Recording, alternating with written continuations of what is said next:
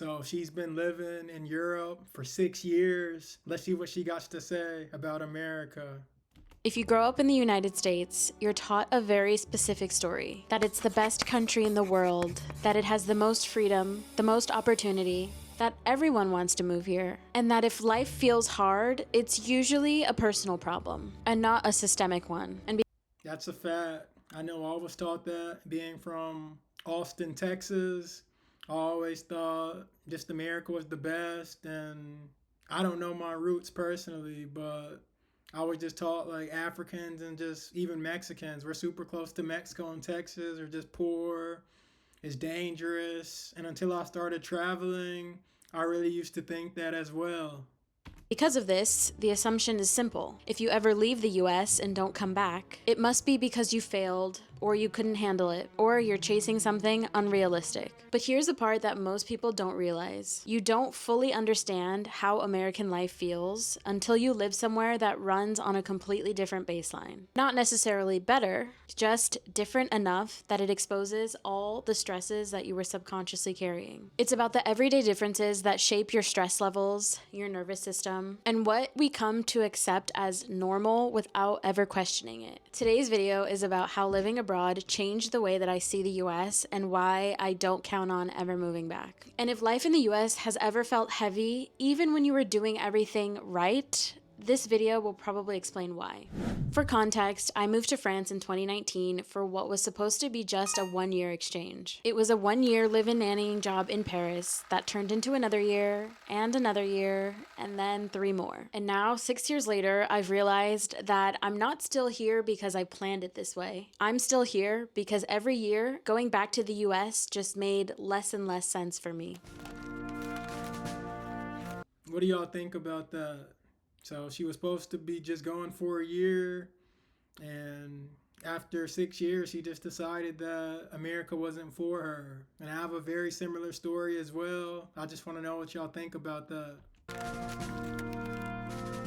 One of the biggest shifts I've noticed since leaving the US is that I'm not constantly on guard anymore. And what's wild is I didn't even realize how much energy this was taking until it just stopped. In the US, safety isn't really something you feel. It's something that you constantly have to manage. You scan exits when you walk into a bar. You clock who's around you in a movie theater. You're making a million little decisions all day. Where you park, what time to stop and get gas, what neighborhoods you avoid. And none of this feels dramatic.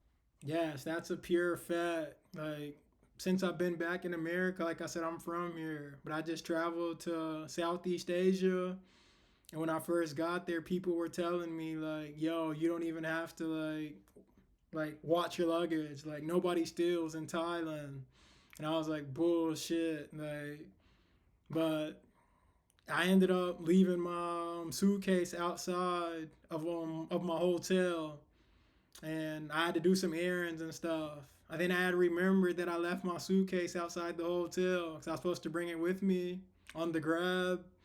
And next thing you know, like an hour later, I'm like, fuck, I'm out running my errands. I had remembered while I was out, and I knew it was gone. I had like all my money in there, just everything. And then I called the hotel, and I was like, yo, yeah, I left my bag outside. Like, can y'all like get it or whatever? And they're like, oh, no worries. Somebody already turned it in for you. They saw you leave it. And I was like, wow. That was amazing. Like somebody saw me leave it, and rather than like them taking it, they returned it to the hotel that I was staying at. And that just really was like mind blowing. And besides that, I felt so much safer, like she's talking about, just walking at night, walking in the streets in Vietnam, just Indonesia. I just felt so free. And now that I'm back, I always have up my shield and just ready for war and just ready for combat, ready for battle. So I definitely relate to that. like when you're living there. It feels responsible. It feels like you're just being smart. But being this hyper aware all the time means that your body never fully relaxes. And over time, that becomes your baseline, a constant low level bracing everywhere. And the scary part is, once you stop living like that, you realize how much of your personality was just coping. I noticed the changes slowly after I moved here. I stopped scanning exits, stopped flinching at loud noises in public, stopped doing that mental, what would I do if rehearsal every time I went out somewhere. And obviously, no place is 100% safe. Every country has its problems. But on a day-to-day basis, I do feel noticeably safer here and when traveling abroad than I ever did in the States. And once I felt that, it made me start questioning what else I'd quietly been accepting as normal.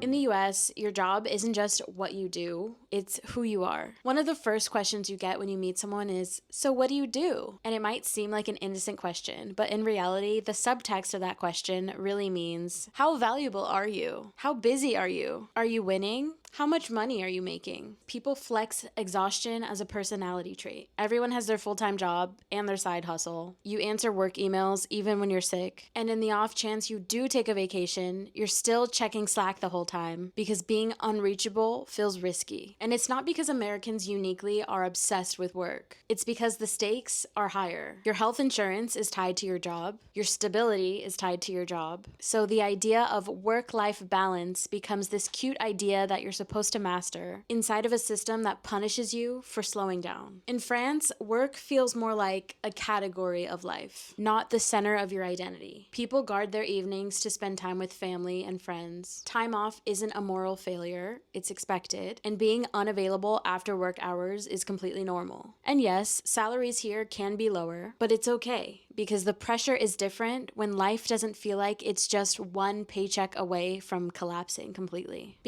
Yeah, she's right about that. I relate to that on many different levels, and I see that permeating through the society. Most of us Americans are one paycheck away. We work 40 hours a week, sometimes even off the clock. We're just sad and just everybody's on guard. And even the people that make a lot of money just still aren't happy here in America.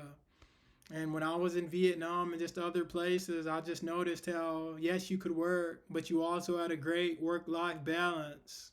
And like she said, the money is less, but you can still survive, eat good foods, healthy, nutritious, and you just have just a great work life environment. And that's one of the reasons why I'm going to live in Vietnam. So I definitely relate to that.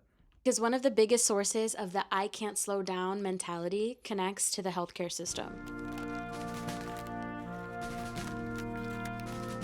This was one of the most psychologically draining differences that I didn't actually realize until I had left the States. In the US, not only is healthcare extremely expensive, but it's unpredictable. You can do everything right, pay the highest premiums, and still get punished. And guess what this leads to? You hesitate before going to urgent care because you're not sure what it will cost. You pick jobs partly based on the benefits and not actually the job itself. And you stay at a job longer than you should because losing coverage feels terrifying. And even if you pay for insurance, you still don't feel safe because you don't really know what something will cost until after it happens. When I worked in the ER during college, we literally saw so many patients come in via Uber and rideshare while they were in genuinely bad shape. And it's not because they didn't need an ambulance, but it was because they were afraid of the bill. And that's the part that people underestimate. It's not just money, but it's the constant mental load. Sure, the US has access to some of the top doctors and some of the most high-quality advancements in medical technology.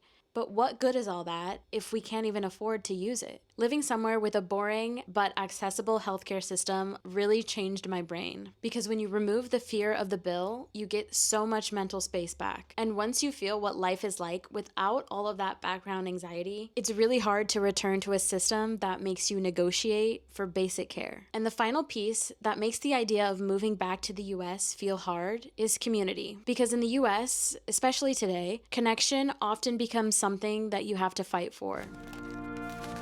I totally up that. Like, just community here and just connection. It's just so far and in between. And just so materialistic. Like people don't really want to bump with you. Like if you aren't that nigga, like making a whole bunch of money, just yeah, working at the finest job, have the nicest car, clothes. And when I was just overseas, like I felt more human, like real community, real connection. I even got a new Indonesian family. Like they just welcomed me in, treated me like their son. I have a brother over there. They just welcomed me in, and I never just felt so like welcomed into community. In Vietnam, we would eat together every night, and I just felt such a sense of community and just connection that I really don't feel here in the U.S. In the US, independence is treated like the ultimate virtue. You pull yourself up by your bootstraps, figure it out yourself, don't rely on anyone, and move states for new opportunities if you have to. And all of this sounds great and it sounds empowering until you realize what this actually costs. A big part of community is third spaces, which are essentially places that aren't work and aren't home, but a separate third space where we can gather and be with community. Cafes, parks, neighborhood spots. And in the US, a lot of those places are either disappearing or have become paywalled. You can't just exist somewhere without being expected to spend money. Another reason why it feels hard to maintain community is because as Americans, we're so spread out. Friends move for job opportunities, family lives in different states, and connection becomes something that you have to schedule in advance. And so when connection starts to require time, energy, and money, it slowly disappears. In France, and in Paris specifically, proximity does a lot of the work. Paris itself isn't a huge city, but it has a huge population of people, and it's a very walkable city, so you don't have to have a car to get by. And so from walking every day from point A to point B, you're naturally surrounded by so many more people, and you have so many more opportunities for connection than you would in the States. Here, you walk more, you see the same people, you become a regular somewhere, and connection starts to happen naturally through repetition instead of through planning. And that really does change everything, because building community stops being a personal project and just becomes a byproduct of how life here is structured. When you live somewhere long enough, something subtle happens. Not overnight, and not necessarily because you're trying to change. Your body just adapts to a different baseline. You stop bracing, you stop rushing, rest stops feeling like failure, safety stops feeling conditional, healthcare stops feeling like a gamble. And once your body learns that version of normal, it doesn't forget it. And that's the part a lot of people miss when they ask why someone wouldn't move back. It's not rejection or resentment, and it's not about hating where you come from. It's about realizing that once you experience a way of living that actually lets you breathe, it becomes very hard to choose a life that doesn't. Thank y'all for watching. If you like this type of content, please like, comment, and subscribe. Thank you very much.